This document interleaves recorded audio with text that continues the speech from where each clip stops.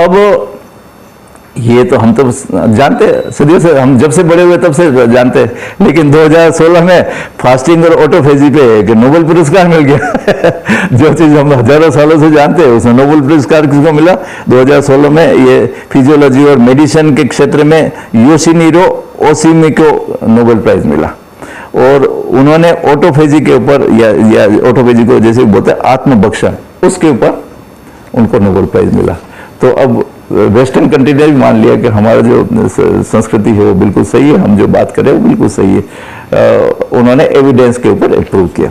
इसी तरह से 2017 में नोबेल प्राइज मिला, जैन फास्टिंग से उसका डायरेक्ट कनेक्शन है, और वो नोबेल प्राइज मिला 2017 में जेफरी सी हॉल, माइकल रोबस और माइकल डब्ल्यू यांग को। उनको नोबेल प्राइज मिला। मोलिकुलर मैकेनिज्म जो है वो डिस्कवर किया उन्होंने, किसके लिए?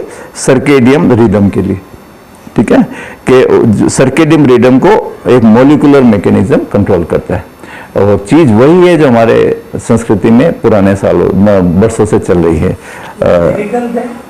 हाँ जी, जिनको नोबेल मिला? हाँ, नहीं ये मेरे को हाँ नहीं, जो 16 वाले थे वो, हाँ एग्जैक्टली मेरे को, हाँ हाँ जापान हो सकता है। पर अच्छा, इसके अलावा 2002 मतलब 1965 में भी एक को नोबेल प्राइज मिला था इसी कॉन्सेप्ट के ऊपर। वो अभी मेरे पास नहीं है, लेकिन अगली बार कभी होगा तो मैं आपको ब्रीफ करूंगा। तो ये 2016 और 17 में जो ही ये नोबेल प्राइज मिले, तो पूरी दुनिया में फास्टिंग के ऊपर काफ़ी रिसर्च हो रही है, लोग पेपर्स पढ़ रहे हैं और बातें कर रहे हैं इस बारे में।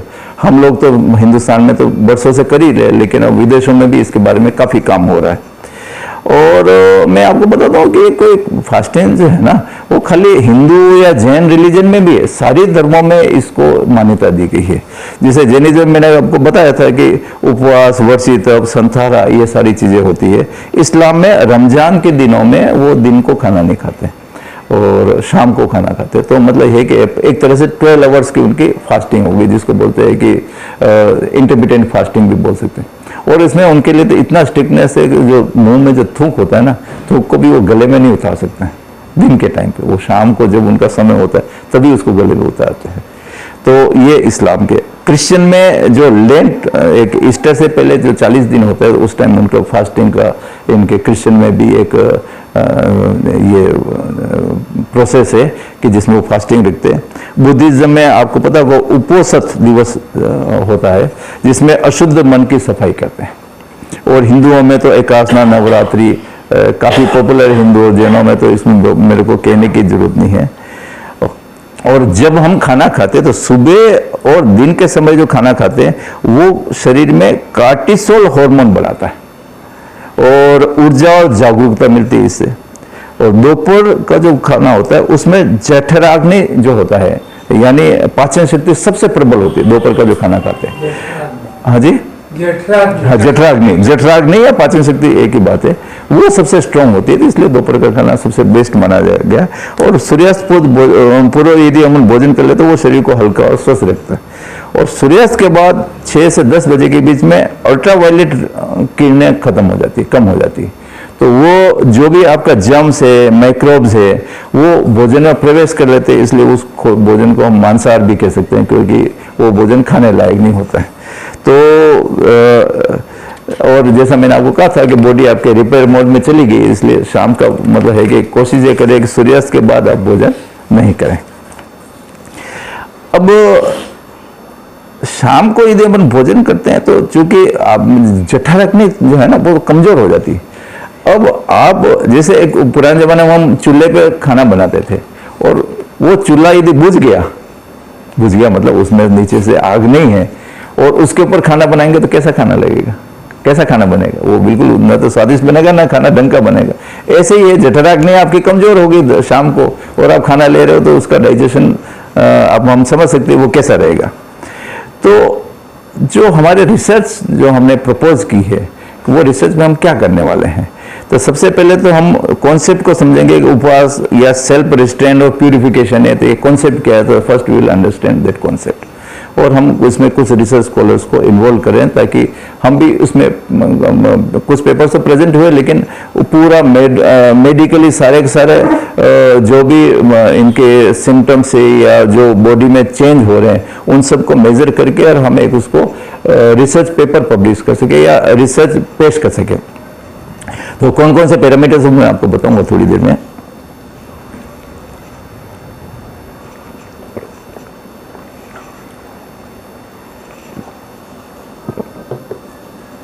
फिर हम फिजियोलॉजिकल और मेटाबॉलिक इफेक्ट को स्टडी एनालाइज करेंगे। पहले तो समझेंगे क्या होता है फास्टिंग, फिर उसको एनालाइज करेंगे।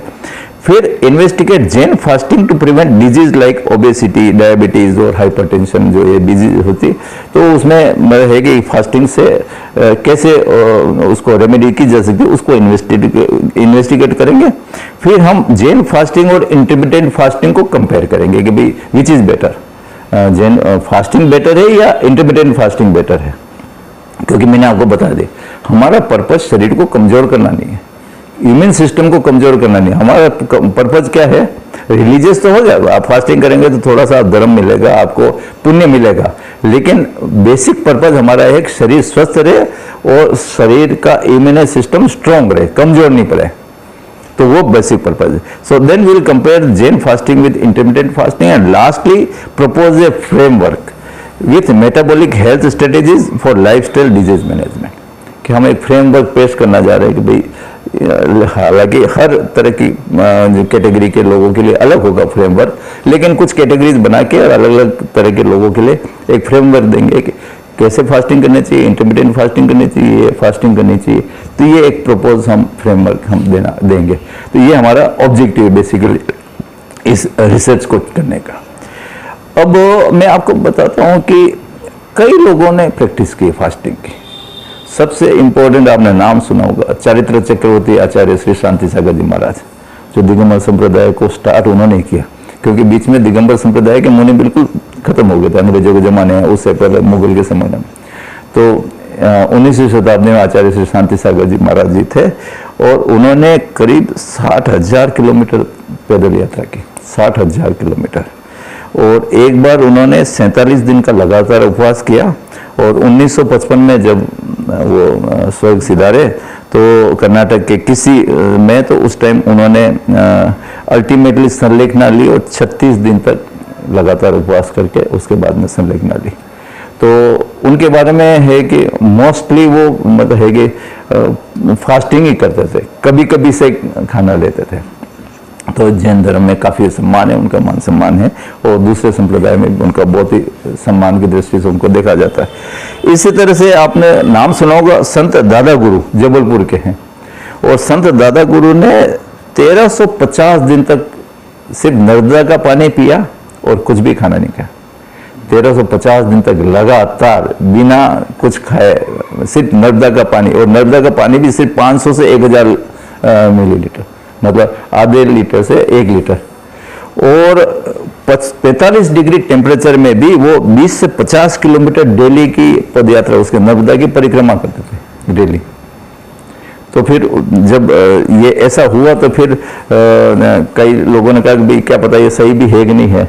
तो फिर जबलपुर के जो है वहाँ पे मेडिकल यूनिवर्सिटी जबलपुर और एम्स भोपाल, उन लोगों ने उनका पूरा परीक्षण किया, उनको कंटिन्यूस ऑब्जर्वेशन में रखा और जिसको बोलते हैं कैमरा की निगरानी में रखा।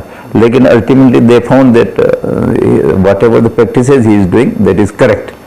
तो फिर वो प्रूव हुआ। Doctor R.S. शर्मा है, उन्होंने एक्नॉलेज किया इसको कि वो जो एनर्जी है वो नर्मदा के वाटर से मिली, वो काफ़ी सब उनके बॉडी को सर्वाइव करने के लिए सफिशिएंट है।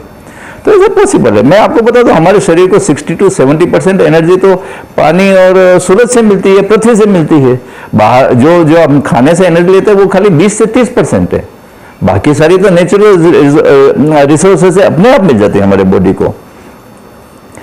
एक मैंने आपको एग्जाम्पल बताया था, सुमनदीप यूनिवर्सिटी के जो फाउंडर है मनसुख भाई, उन्होंने तो उनके कई सारे जैसे डिजीज थे, जैसे हाइपरटेंशन था, हाई ब्लड प्रेशर था, डायबिटीज थी, सेरेब्रल एटेक्सिया था, कई सारी बीमारी थी। और वो तो कहते हैं ना डॉक्टरों के बीच में रहते थे, सारे डॉक्टर उनके अंदर में काम कर रहे, लेकिन उन्होंने कहा नहीं मैं कोई वो इलाज विलाज नहीं करूँगा, मैं तो मेरे जो ये है मतलब है कि फास्टिंग या आयम्बिल, आज भी वो आयम्बिल के भोजन करते हैं शाम को, एक बिना किसी आयम्बिल का भोजन, जैसे आपको पता होगा उसमें नमक, आयम्बिल सभी जानते हैं जिसमें क्या होता है, आप तेल वगैरह नहीं खाया जाता, नमक मिर्च वगैरह का प्रयोग नहीं होता। जी जी जी, तो मतलब उसमें कोई घी तेल नमक मिर्च कुछ भी नहीं, जिसको बोलते हैं बिना स्वाद वाला खाना, तो वो उबला हुआ खाना, और एक ही तरह का मतलब मोटा अनाज या वो हो सकता है। और इतना बढ़िया प्रैक्टिस है वो कि जितना पैसा चाहिए मैं खर्च करने को तैयार हूँ, इसको रिसर्च करो, पूरी दुनिया के जन जन तक पहुंचाओ, ये उनका एक मिशन है। जी, हरा भी नहीं खाते। जी जी जी जी। तो उनसे मेरे को प्रेरणा मिली, और मैं इस टॉपिक पे, चूंकि ये मेडिकल टॉपिक मेरे लिए एक नया टॉपिक है, लेकिन really I am just impressed by that person, उनसे काफ़ी इम्प्रेस्ड हूँ और मैं उसी में काम कर रहा हूँ।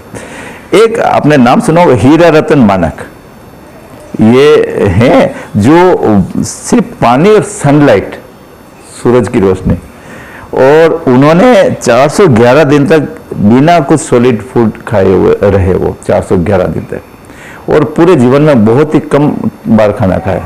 तो जो इन्होंने फिर एक और जो है ना हीरा रतन मानक फिनोमिना, ये इन्होंने दिया, और इनको इसरो ने बुलाया। क्यों बुलाया इसरो ने? इसरो नहीं, सॉरी, नासा ने, अमेरिका में नासा ने बुलाया, क्योंकि वहाँ पे फूड ले जाना पड़ता है, जैसे आप अंतरिक्ष यात्रियों को ले जाते हो तो कई सारे दिनों तक उनको वहाँ रखना पड़ता है, उसके साथ में फूड भी उनके लिए भेजना पड़ता है, तो वहाँ पे तो कॉन्सेप्ट एक कम से कम खाना उनको दिया जाए। तो इनके ऊपर स्टडी की, नासा ने स्टडी की और उनको कई सारे कॉन्सेप्ट मिले, और उस स्टडी के बेसिस पे ये फिनोमिना आया, हीरा रतन मानक फिनोमिना। अनफॉर्चुनेटली 13 मार्च 2022 को he is no more with us, उनकी 85 ईयर्स की एज में डेथ हो गई, लेकिन सिर्फ सूरज की रोशनी पे वो सरवाइव करते थे।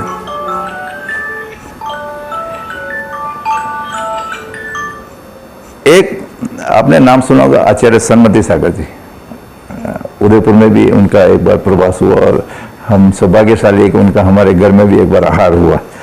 तो उन्होंने 18 साल की उम्र में नमक छोड़ दिया, 1961 में उन्होंने दही, ऑयल और घी छोड़ दिया, 1962 में उन्होंने शुगर छोड़ दिया, 1963 में उन्होंने चटाई छोड़ दी, मतलब ये जमीन पे सोते थे, 1975 में कंप्लीटली सारे ग्रेन और फूड सब छोड़ दिए और सिर्फ गन्ने का रस पीते थे। एक बार जब हमारे यहाँ उनका आहार हुआ था तो सिर्फ गन्ने का रस दिया था। सेक्टर 14 में जो हमारा वो है ना मंदिर, वहाँ पे एक बार उनका, अभी तो नहीं है वो, आचार्य सन्मति सागर जी महाराज जी।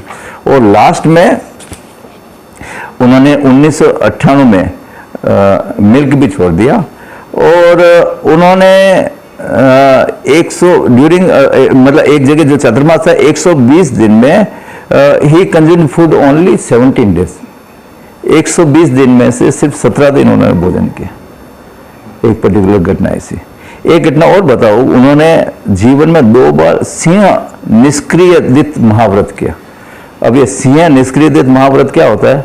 एक दिन भोजन, एक दिन उपवास, फिर 2 दिन उपवास, एक दिन भोजन, फिर 3 दिन उपवास, सिद्धि चक्र कहते हैं। हाँ, मतलब अलग अलग बात। 15 दिन तक वो 15 दिन तक करते हैं, मतलब लास्ट में 15 दिन तो उपवास और 1 दिन भोजन, फिर वापस उसको रिवर्स करते हैं कि 15 दिन उपवास 1 दिन भोजन, फिर 14 दिन उपवास 1 दिन भोजन, फिर 13 दिन उपवास 1 दिन भोजन, ऐसे 1 से 15 तक चढ़ते और 15 से वापस 1 तक उठते। ऐसा मतलब इससे बड़ा तप और क्या हो सकता है? ऐसा इन्होंने जीवन में 2 बार किया। तो ये वास्तव में बहुत बड़ी बात है। और फिर एक आपने नाम सुना आचार्य विजय हंस रमन जी महाराज, और इन्होंने 4500 दिन तक फास्ट किया, 7700 दिनों में से 4500 उपवास किए, और 6 बार 180 दिन तक लगातार उपवास किए। मतलब ये वास्तव में प्रेरणादायक घटना है। इनका YouTube पे आप कभी मतलब है कि देखना, नहीं, 180 दिन का लगातार उपवास 6 बार किया, 6 बार 180 दिन लगातार। अब मैंने इनका इंटरव्यू, हाँ जी, 10 साल में 15 साल में 180 दिन उपवास, 6 महीना 6 महीना उपवास लगातार। हाँ। तो फिर मैंने इनका इंटरव्यू सुना था मैंने, क्योंकि चूंकि मेरे को यहाँ बोलना था शायद, क्योंकि कोई सवाल आ जाए तो फिर मैं क्या तैयारी करके आता हूँ, व्यास जी से मैं सीखा हूँ ये बात। तो इनको पूछा था कि ये कैसे कर पाए, कि नहीं ऐसा 180 दिन तक लगातार नहीं किया मैंने। एक बार मैंने प्रैक्टिस की 30 दिन तक की, फिर मैंने 50 दिन 55 दिन की प्रैक्टिस की, फिर 60 दिन की, ऐसे बढ़ते बढ़ते मैं 180 दिन तक गया। तो 180 दिन के तो इन्होंने 6 बार उपवास किए, लेकिन जब इस प्रैक्टिस के अंदर वो कभी 55 उपवास किए होंगे, कभी 80 उपवास किए, कभी 120 उपवास किए, वो पता नहीं कितनी बार किए होंगे, वो एडिशनल, इसके अलावा एडिशनल। प्रैक्टिस में और करने में इनकी उम्र के 20 साल निकल गए। 20 साल निकल गए। जी जी जी। तो मेरी एक आपसे रिक्वेस्ट है कि इनके कुछ आप जरूर उसको देखना, कभी आपको मौका मिले, रियली आपको इंस्पिरेशन मिलेगा।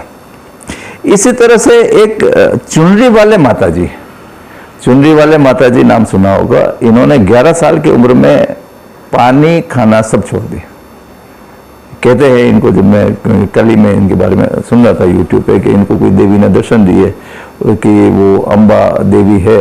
तो ये जो है माता जी कहते हैं, क्योंकि ये लेडीज के माता जी के कपड़े पहनते थे, नाक में नथ लगाते थे और सिंदूर उंदूर भी लगाते थे। तो चुनरी वाले माता जी ने 11 साल की उम्र से सब छोड़ दिया और 80 साल तक सर्वाइव किया। 11 साल से 80 साल तक न खाना खाया, न पानी पिया, न खाना न पानी। 11 साल के थे तब से छोड़ा, 11 साल के थे तब से छोड़ा, 80 साल तक न खाना खाया न पानी पिया। मैं आपको बता रहा हूँ, हाँ 69 ईयर्स। तो ये अपने राजस्थान की बात है, ये शायद अम्बे माता जो है। अगर इतना लंबा, मैं आपको बता रहा हूँ ना कि 70 जो है ना, 70% जो एनर्जी मिलती है वो सन से मिलती है। और इनको एनर्जी कैसे मिलती है, मैं कर रहा था, वो पैदल, जैसे मैं आपको बताया ना, वो पैदल चलते थे, जमीन से भी एनर्जी मिलती, तो वो आप डेवलप कर लेते हो। अब जैसे वो परिक्रमा करते थे, नर्मदा की परिक्रमा करते थे, तो उससे वो नर्मदा की परिक्रमा नंगे पांव करते थे, तो उससे उनको एनर्जी मिलती थी। तो सूरज से एनर्जी मिल रही है और जमीन से एनर्जी मिल रही है, और फिर आप पानी ले रहे हो तो पानी में काफी सारी एनर्जी मिल जाती है। तो ये आपका शरीर सब जने नहीं कर सकते, लेकिन कई लोग कर रहे हैं, they are successful also. NASA ने जिस आदमी को बुलाया तो कुछ सोच समझ के बुलाया होगा उनके फर्दर, और उन्होंने पूरा एक कॉन्सेप्ट डेवलप किया, फिनोमिना डेवलप किया। तो it's not a small thing. अब फास्टिंग का जो वर्ल्ड रिकॉर्ड है, वो वर्ल्ड रिकॉर्ड है एंगस बार्बियरी। उन्होंने 382 दिन तक लगातार फास्ट किया, 382 डेज तक। ये स्कॉटलैंड के निवासी थे।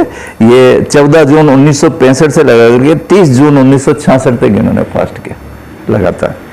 और ये इस उपवास, अच्छा, ये जो चिकित्सीय मतलब है कि क्या कि डॉक्टरों के सुपरविजन में सारा काम किया इन्होंने। और ये उपवास university department of medicine Scotland के निगरानी में इन्होंने ये उपवास किया। और उस टाइम वो सिर्फ बिना कैलोरी वाले सिर्फ पेय जैसे चाय है, कॉफी है, सोडा वाटर, सिर्फ यही लेते थे। लेकिन 382 दिन तक उन्होंने कुछ नहीं लिया। और इनका जो वजन है, वो वजन पहले 207 किलो था, वो 82 किलो रह गया। It is reduced from 207 to 82 kg, और कुल 125 किलो वजन उनका कम हुआ जी। हाँ तो हो सकता है इनका पर्पज वजन कम करना रहा हो, लेकिन this is a world record. फिर क्या हो कि वर्ल्ड रिकॉर्ड जो गिनीज बुक को वर्ल्ड रिकॉर्ड है, उन्होंने फिर वो, क्योंकि इसमें थोड़े से स्वास्थ्य जोखिम आने लग गए ना। अब जैसे अब कुछ लोग इससे ज़्यादा भी करने लगे तो हो सकता है उनकी डेथ हो जाए, कुछ तो रिस्क फैक्टर भी रहता है। तो फिर इस पर्टिकुलर फील्ड में गिनीज बुक ने वर्ल्ड रिकॉर्ड जारी करना बंद कर दिया ये 1971 के बाद में, कि we will not declare any Miss World record. क्योंकि आजकल तो पीछे पड़ जाते हैं ना लोग, कोई भी चीज़ हो तो उसमें उनको वर्ल्ड रिकॉर्ड चाहिए। तो अब उसका जो परिणाम आया ना, क्योंकि ये पूरा सुपरविजन था डॉक्टरों का, तो रक्त शर्करा उनका सामान्य रहा इतने दिनों के बाद भी।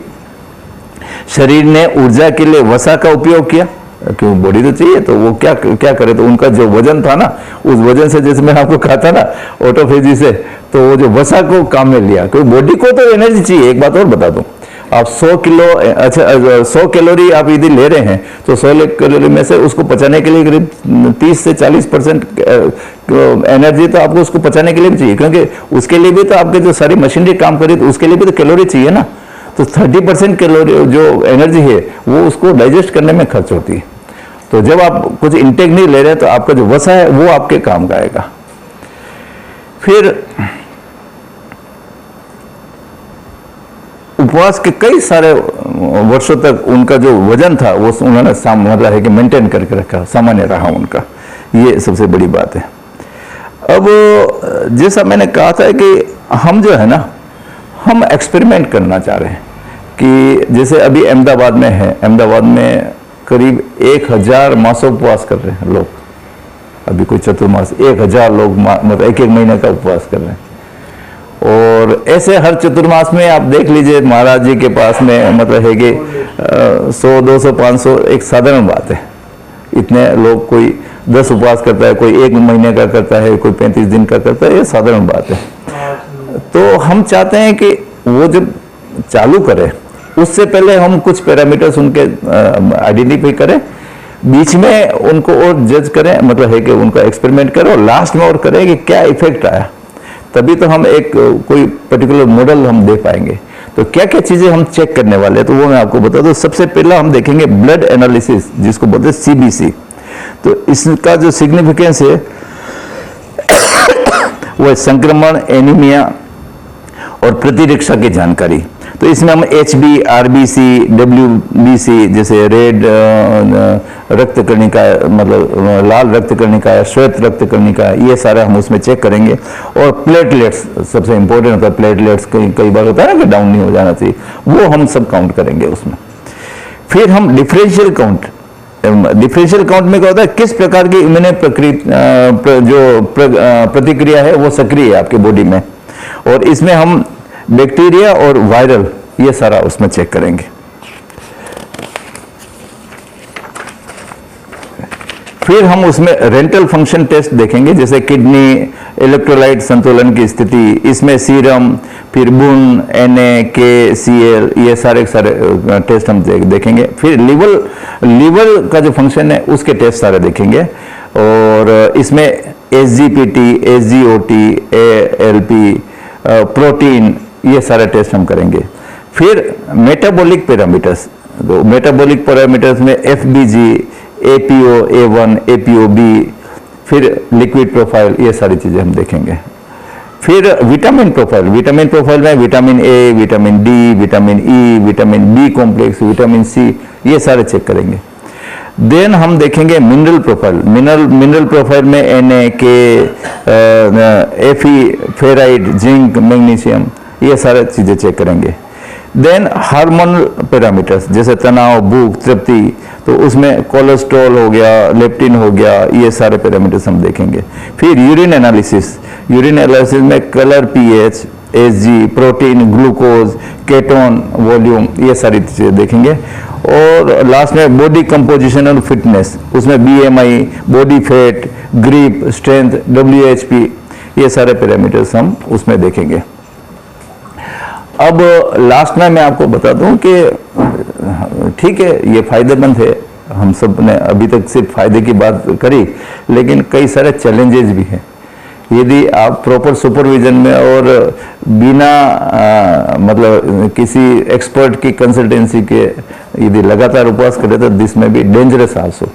तो आई रिक्वेस्ट एवरीबॉडी कि medical supervision is required for longer fast. 1 दिन 2 दिन कर ले, 5 दिन तक भी कर ले, लेकिन यदि आप लंबे उपवास करें तो मेडिकल सुपरविजन आपके लिए जरूरी है। दूसरा, जो फास्टिंग है वो सभी के लिए अप्रोप्रिएट नहीं है।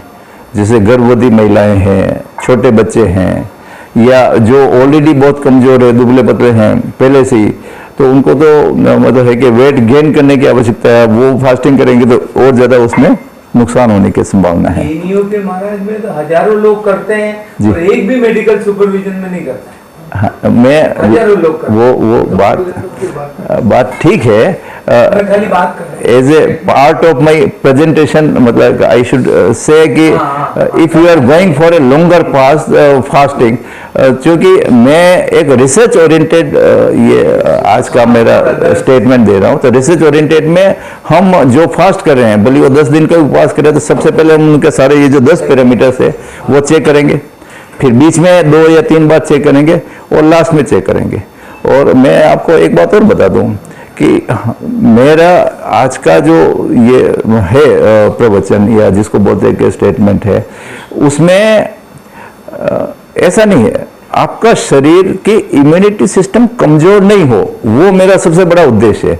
आपने 10 दिन उपवास किया, उसके बाद 2 महीने तक रेस्ट कर लिया, तो फिर वो उसको मैं मतलब है कि वो मेरा कहने का प्रयोजन नहीं है। मेरा कहने का प्रयोजन ये है कि आप उपवास कर रहे हैं तो आपके शरीर की स्ट्रेंथ उतनी मेंटेन रहे, बल्कि उससे बढ़े, कमजोर नहीं हो।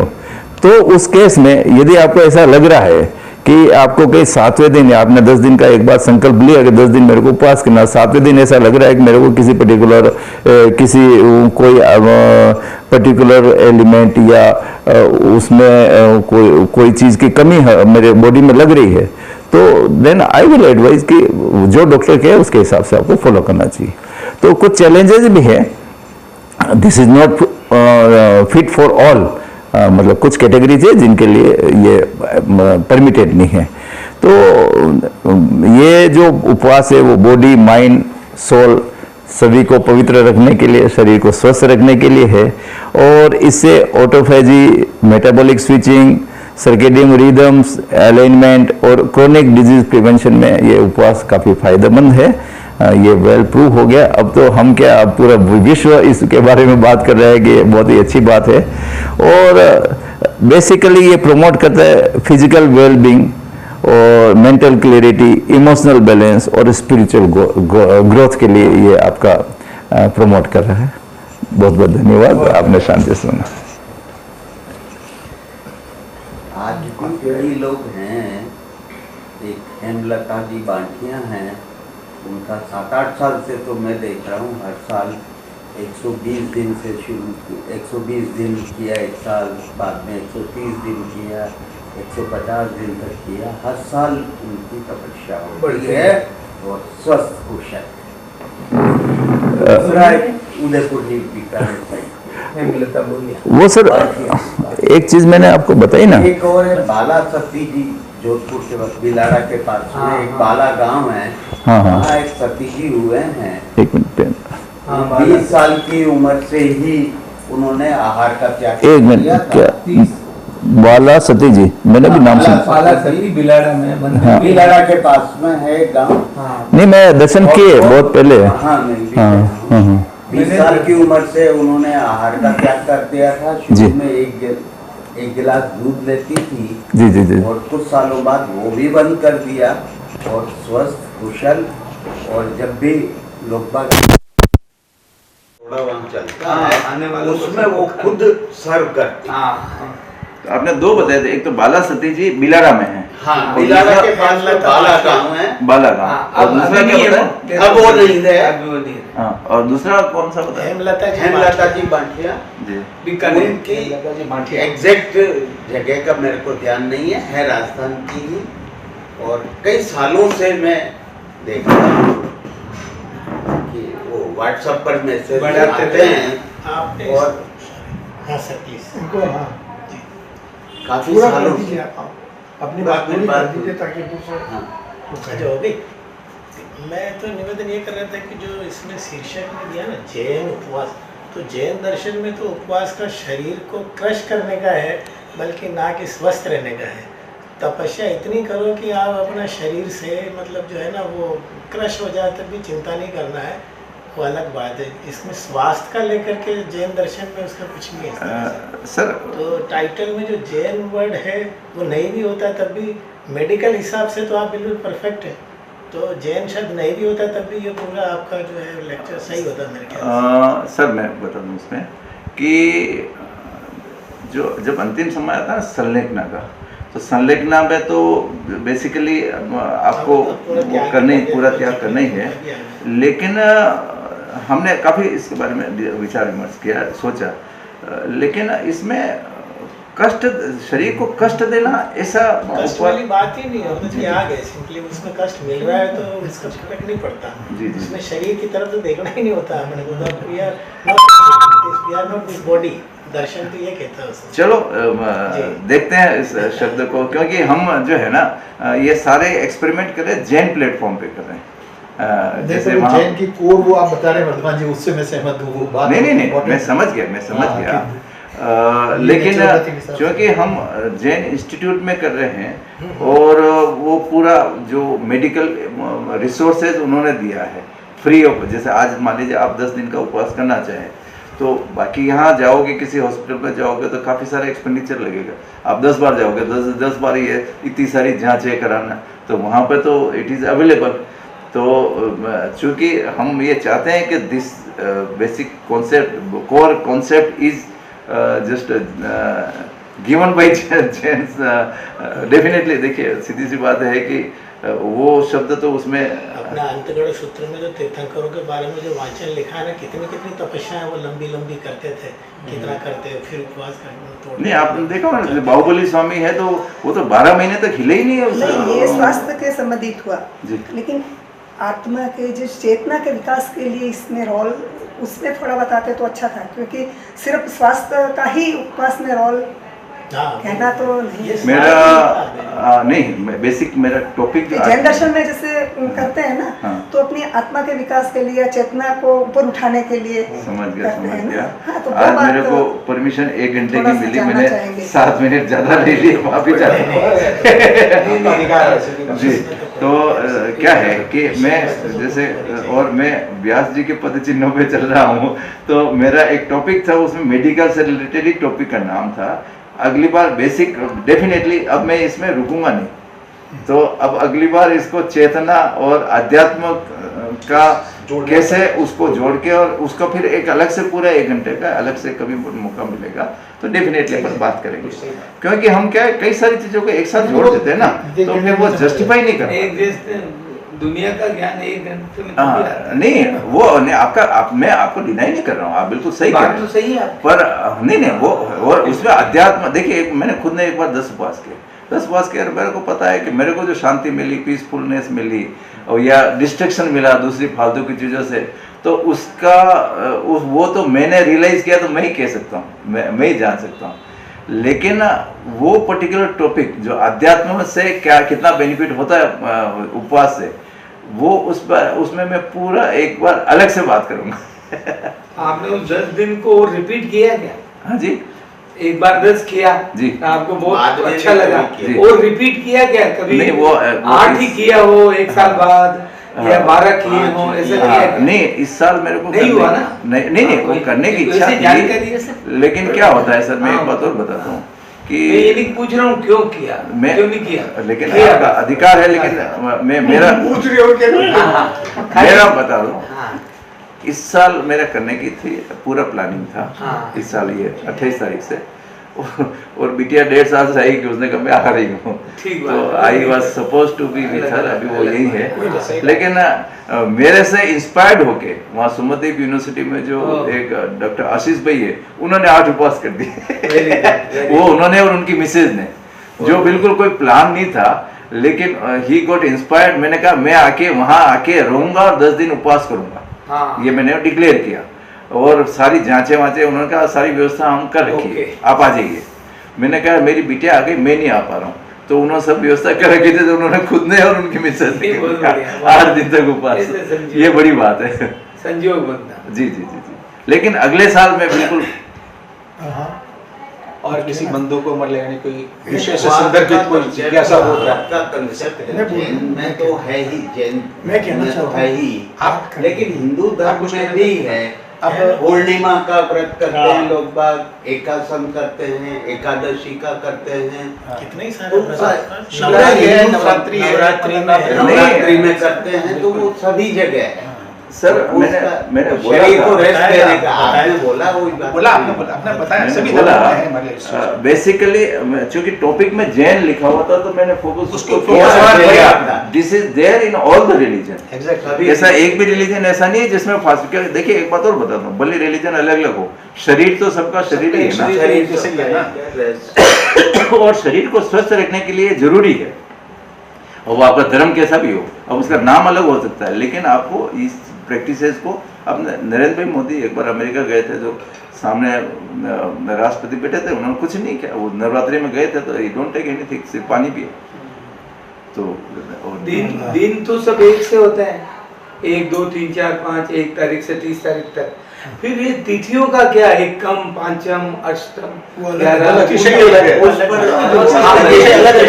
चिंतन के लिए ज्योतिष का मामला है ना। थोड़ा सा नॉलेज मेरे को है, इतना ज्यादा नहीं, इतना ज्यादा नहीं है, लेकिन क्या सर ये सूर्य और चंद्रमा के हिसाब से चलती है। और क्योंकि मैंने अभी एक प्रश्न पूछा था कि जैन धर्म में जैसे 8 और 14 को ही विशेष क्यों मानते हैं, मैंने एक सवाल पूछा था, और मैंने ये क्वेश्चन कई जनों से पूछा तो मैं सेटिस्फाइड नहीं हुआ। लेकिन अभी जो है ना, अभी थोड़े दिन पहले की बात है कि मैं जयपुर गया था, तो जयपुर में वहाँ पे सांगानेर में एक कोई प्रोफेसर, उनसे पूछा और एक महाराज जी से पूछा, आदित्य सागर जी महाराज जी से, और दोनों का जवाब मेरे को सेम मिला।